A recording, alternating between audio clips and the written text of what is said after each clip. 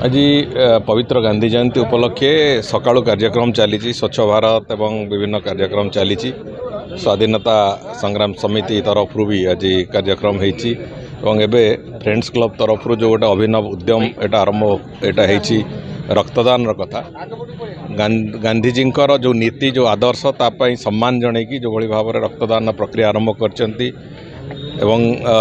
रक्तदान फल आगामी दिन में जो विभिन्न रोगी हुंतु जो माने जो थैलासेमिया पेशेंट हुंतु जो से भाया जो मानकर रक्तर आवश्यकता पड़ुची ताकू परिपूर्ण करने से कथाटा को अनुभव करी फ्रेंड्स क्लब तरफ एक कार्यक्रम टी आरंभ करा जायछि। समस्त को बहुत बहुत धन्यवाद से एवं निश्चित भाव में महात्मा गांधी प्रति कार्य प्रति नीति प्रति सम्मान जनइबार ये जो अभिनव उद्यम ये निश्चित भाव में एक अभिनंदनीय पदक्षेप। मानस रंजन दास फ्रेंड्स क्लब सदस्य मैं प्रति वर्ष भाई वर्ष षष्ठ थर आमर रक्तदान शिविर अनुष्ठित करुचु। गांधी जयंती उपलक्षे आमर यहाँ षष्ठ रक्तदान शिविर आमर प्रति वर्ष प्राय 70 ରୁ 80 यूनिट कलेक्शन ब्लड हुए तेणु पाखापाखि छुट्टी पड़ता 70-80 यूनिट रक्तदान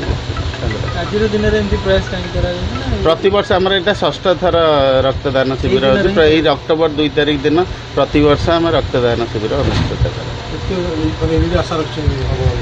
70 ରୁ 80 यूनिट आम रखीचु बर्तमान 50-55 यूनिट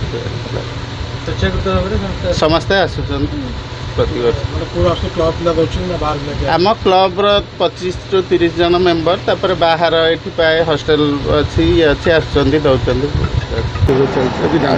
आज पवित्र गांधी जयंती अवसर यहाँ षष्ठतम फ्रेंड्स क्लब द्वारा षष्ठतम रक्तदान शिविर अनुष्ठित होती।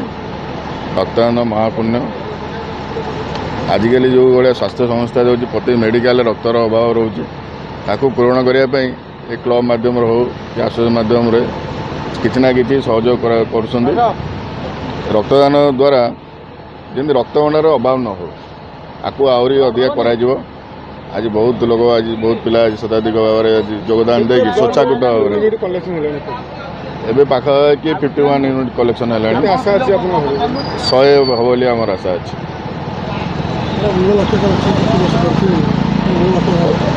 मूल लक्ष्य गोटे रक्त बिना कार जीवन न जाऊ। मूल लक्ष्य है रक्त भंडार के रक्तर अभाव न हो। आम अन्य युवपीढ़ी मानक भी आह्वान करुँ ये रक्तदान शिविरटा अधिक मात्रा करा जाऊ जहाँद्वारा अन्य मैंने उपकृत हे। समय बहुत अभाव आपण मूल्यवान समय दौरान कौन समय काढ़ुच्च समय देला बेले कौन लगुच ये समय मूल्य रहा आम यहाँ समय मूल्यवान नुह मैंने आम आउट अधिक समय देवा कथा कहीं स्वेच्छाकृत भाव में लोक साहय करापी समय आवश्यकता ना आपड़ जो सोशल वर्क कर सब आप लोक ही बाहर लोक काम करेंगे गोटे एम रही आम लोकर जीवन केमती बचाया अधिक मात्रा के साहय करा आम बहुत मूल्यवान।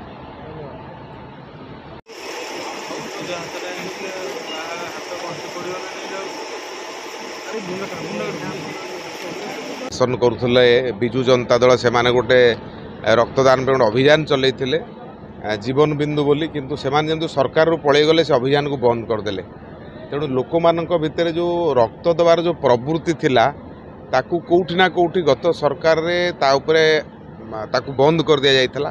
तो रक्त देले जो गोटे प्राउड फील हुए जे आमे जने रक्त दबा आम रक्त रे आउ जने कहार जीवन बंचिबो से कथाटा को सेमाने दूरे देथिले। वर्तमान पुणी सरकार आसिला परे एबे पुणी रक्तदान को प्रोत्साहन करा दाइछि। इंडिविजुअल ग्रुप जो माने सब करूछन तांको प्रोत्साहन दिया जाउछि। एठी मध्य आज फ्रेंड्स क्लब तरफ होईछि शताधिक लोक एठी ब्लड डोनेशन करिवे। रेड क्रॉस रो ब्लड कलेक्शन बस माध्यम कलेक्शन करा जाउछि। वर्तमान रक्तर जो अभाव अच्छी ताकू ये कैंप मानक मध्य दूर करा जाय परिबो। तेणु मु समस्त को आह्वान करी आसंतु रक्त दबा जीवन बंचेबा मो रक्त आउ कहार जीवन बंचेब। तेणु रक्तदान महापुण्य रक्त दबा द्वारा आउ जनकर जीवन बंची थाए। आपण जेते जहाँ करूँ जीवन क्या बंचे पारे कि गोटे रक्त देले आउ जनकर जीवन बंचब। तेणु समस्ते आसंतु रक्तदान करंतु। रक्तहीनतार बहुत लोक मृत्युवरण करुँच आम बंचेबा। एक्सीडेंट समय लोक दरकार होची रक्त आपणकर ऑपरेशन समय दरकार होची रक्त। तेणु रक्त मनीषर जीवन को बंचे था। तेणु रक्तदान महापुण्य एभली एक पुण्य यज्ञ समस्ते जोग दिंतु विशेषकर फ्रेंड्स क्लबर समस्त सदस्य मानक धन्यवाद देवी एभली एक कार्यक्रम से जोड़ी होती समस्त को बहुत बहुत धन्यवाद।